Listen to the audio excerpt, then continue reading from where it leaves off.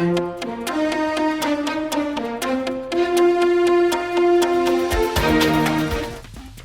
and welcome to Midday Update. Coming up are the local stories for the day. Indian Embassy launches community service Fortnight.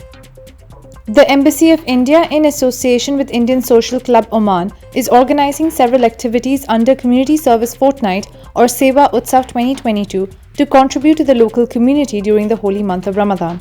Several activities have been planned during 31st March to 16th April 2022 under Seva Utsav with the support of Government of the Sultanate of Oman. The Seva Utsav commenced with a happiness workshop for children with special needs. A mega blood donation camp organized in association with Ministry of Health of Oman will be inaugurated on April 2, 2022 with the target of collecting at least 1,000 units of blood. This will hopefully be a useful contribution to the health system of Oman during the holy month of Ramadan. Children of Indian schools in Oman will enthusiastically participate in 3 activities on environment protection, namely a tree plantation drive, beach cleaning, wadi or valley cleaning at 5 different locations each. In addition to the above, a free health checkup and consular camp will be organized for blue-collar workers. Indian community members will also actively participate in a mega donation drive organized in collaboration with the Dar al-Ata Foundation with support of Ministry of Social Development.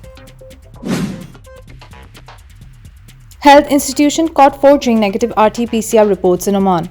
A private health institution that forged RT PCR reports have been suspended by the Sultanate of Oman's Ministry of Health. The evaluation team of the Directorate General of Private Health Establishments at the Ministry of Health has directed one private health institution for forging negative RT PCR reports. The institution was suspended and referred to the Violation Committee. In addition, the issue has been assigned to the relevant legal institutions for appropriate action, MOH said in a statement. And now for the international stories. World Bank puts on hold 4 projects in Afghanistan worth $600 million over ban on girls attending school. The World Bank has announced that they have put on hold 4 projects in Afghanistan worth $600 million following the Taliban's decision to ban girls from attending school above the 6th grade in the country. The projects that were funded by Afghanistan Reconstruction Trust Fund concentrated on agriculture, education, health and livelihood.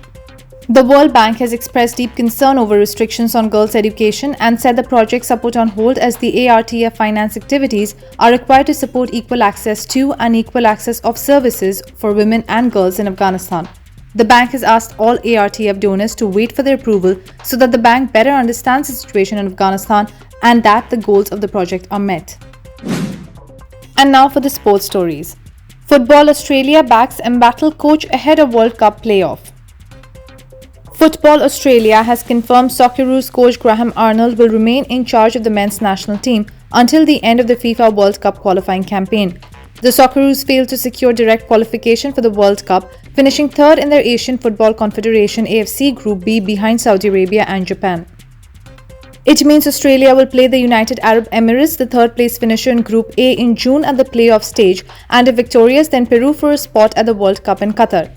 Speculation had been mounting that Arnold, 58, would be sacked after the Socceroos won only one of their last 7 group games in qualifying and fell to consecutive defeats against Japan in Sydney on March 24th and Saudi Arabia in Jeddah on Tuesday. However, FA Chief Executive James Johnson said Arnold had the organization's full support. Corporate culture, the secret sauce? Post-COVID corporate culture and its many challenges, from the Great Resignation to hybrid working and more, was the topic for discussion at this week's Tejara Talks, organized by the Ministry of Commerce, Industry and Investment Promotion in association with the Oman Business Forum and supported by HSBC and Sohar Port and Free Zone.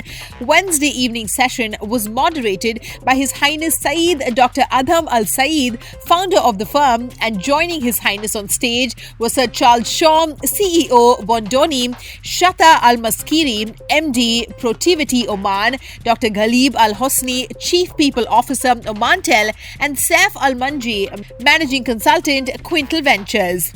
Clearly, the pandemic has impacted on the way we all work and our attitudes to jobs and careers, bringing major changes to Omani corporate culture in its wake. While this might seem initially to mean things like different approaches to business hours and office setup, it also extends to areas around manufacturing practices, employment conditions, privacy regulations, and environmental commitments.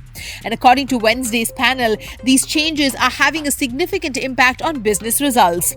In fact, a recent LRF TRN Corporation survey of 8,000 managers across 14 countries and 17 industries found that companies with the strongest culture outperform by approximately 40% across all measures of business performance, including a customer satisfaction, employee loyalty, innovation, adaptability, as well as growth. Commenting on the importance of corporate culture, the Tajara Talks panel agreed that it doesn't magically appear, and to understand its real impact, Omani business leaders need to think about it more holistically. They stressed the need for companies to understand how culture can fundamentally shift the way a business operates in a way that generates better outcomes for the business, employees, and customers. The evening's key takeaway was that if the challenges of the past 2 years have taught us anything, it's that corporate culture truly counts. Those were the local, international, and sports stories for the day. For more updates, stay tuned and keep watching TTV. You've just heard the live feed from the TTV studios on TFM 95.4. Let's talk.